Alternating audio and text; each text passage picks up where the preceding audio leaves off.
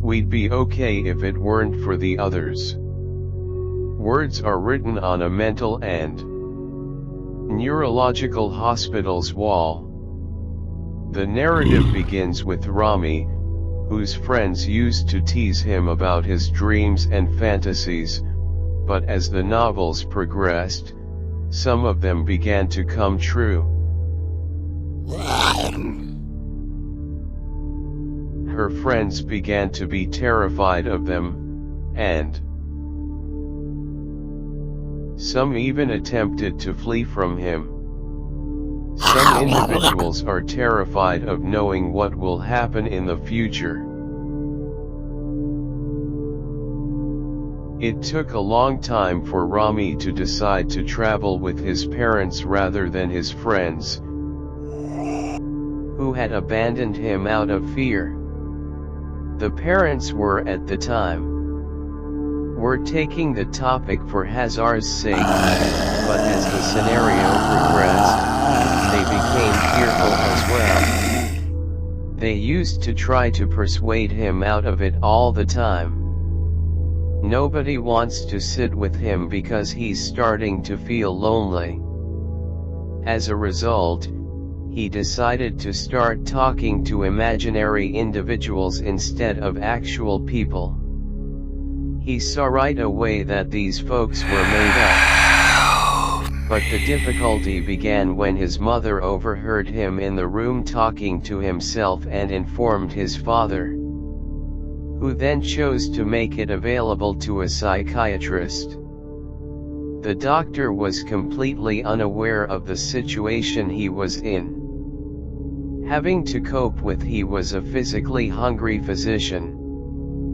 As a result, he convinced his parents that being committed to a mental institution was the best option. Despite Rami's repeated pleas, the parents consented. It's been over 3 months since he's been in the room, yet the problem has tragically worsened. Rami has gotten afflicted with many psychological ailments that have kept him from interacting with the outside world. Rami felt good one day and chose to write the preceding sentences. The medical team discovered him the next day. However, he died after his skull was bashed into the wall multiple times and no one cared for him. I went to my aunt's place, and I've always enjoyed spending time with her 2 young sons. Samar murmured those words to the doctor before taking a deep breath and recalling the events of that day. That day, I got up early and went to the aunt's house. It was her final day in her new home, and she needed someone to assist her to put her things together. We accomplished a lot, but we still needed additional containers. My aunt said she'd accompany her older son and leave the younger one with him to rest until she returned. I sat down with the child and we ate and played together. That's how I recall it. There's nothing else out of the ordinary. I stepped into the restroom and ordered the small one to keep in position and follow the cartoon until I got out, Samar said, a bit quiet as she struggled to remember the finer details.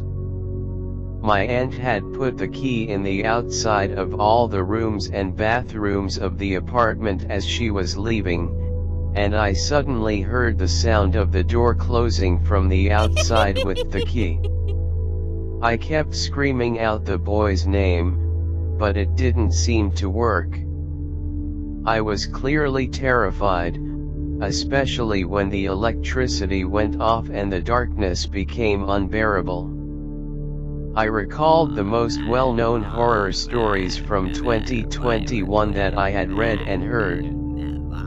I'm not sure how long it has been since I remembered the tiny one by herself.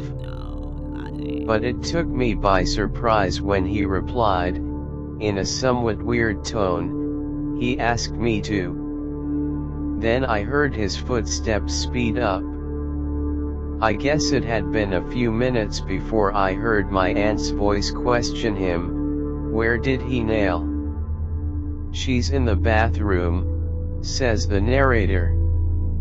I rapped on the door loudly enough for my aunt to hear me, and when she answered it, she said, "What's your issue, Summer?"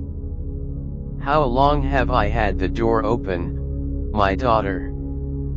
What did the small one do alone while you were in the bathroom? And I've come to find out whether I have an addiction.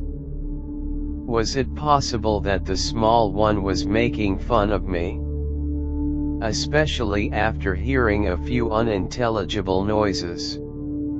I haven't been able to sleep at night since that day. Please help me. My child was spending a lot of time in front of the television, and I wasn't paying attention. I'm not a sloppy mother, but I didn't have a lot of time. I'm in the kitchen, doing the dishes." The mother began to perform a variety of home activities, which, in my opinion, was typical work for all moms.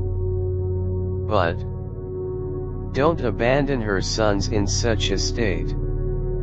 So, go ahead, and do it. How did the tiny one end up in that situation? My mother was seated with us that day.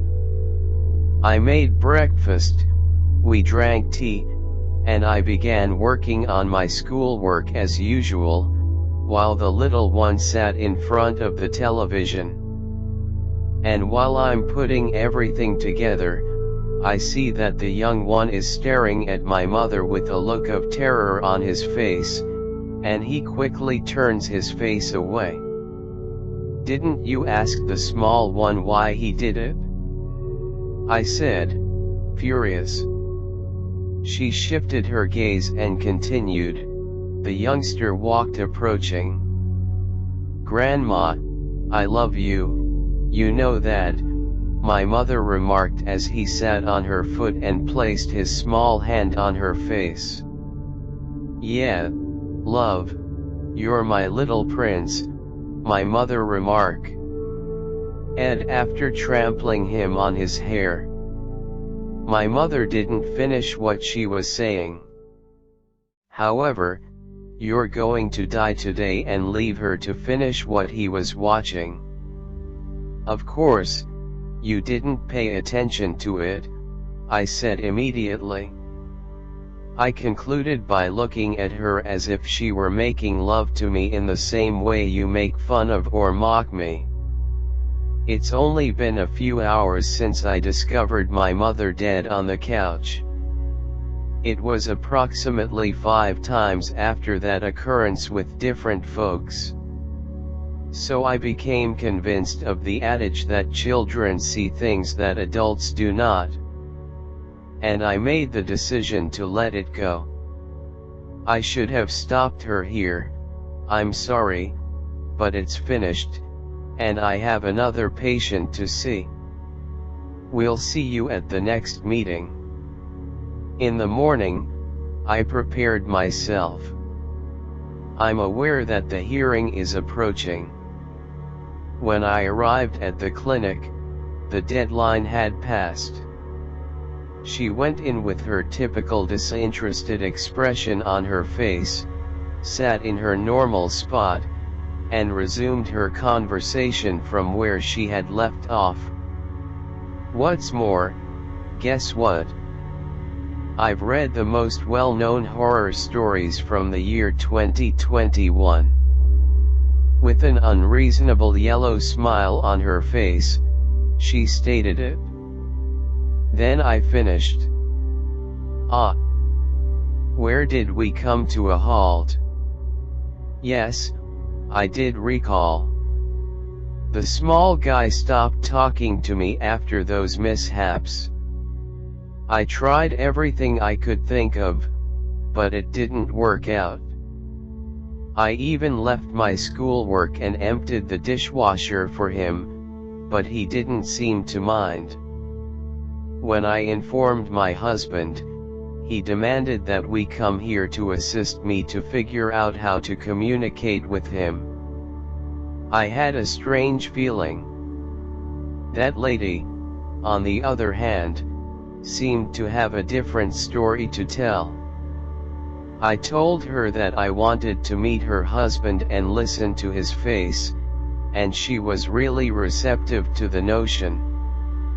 I decided to pay him a visit next, and when I did, I was pleasantly surprised.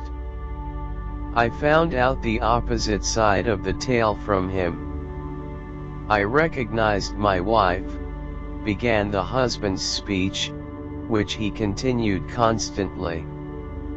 We've been in that predicament for 2 years, as you know. We had a child, but when he completed his 5th year, he fell off the house's balcony, where his grandmother stood watching passers-by. My mother-in-law lost her ability to talk and move as a result of the accident. My wife clears the room every day after she turns on the TV and places small toys in front of him. She also shouts at him from time to time. Complete your husband. At first, I assumed it would be difficult. It can take a few months for you to accept the shock, but the problem is that the situation has matured and become terrible. You want to assassinate me? Why? Yes. You've injured me, and I'm going to make you pay for it. I can assure you that I did not. It's my first encounter with you. How am I going to hurt you? The creature moved quickly toward the man, and he tried to flee, but it wasn't easy. His toes were bound. The man attempted to yell, but he couldn't even get his voice out. Get out of here. Get out of here. I'd like to live. When the guy opened his eyes, he discovered his brother laughing wildly at his shouts. Friends went on a summer vacation to a tourist village together. They were 4 men, 3 of whom were fearless and the 4th of them was a coward. The 3 friends planned to play several pranks on their friend for the sake of amusement, without considering the implications of their actions. They began to relate many of the most renowned horror fantasy stories of 2021, as well as what they heard from other people, on the first day when they came together at night. He was the 4th buddy, and no matter how hard he tried to shift the subject, they always returned to him. The 3 agreed the next day to add some sound effects to the scenario by using someone's phone.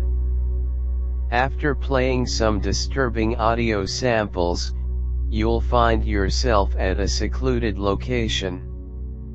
Aside from that, they finished the story.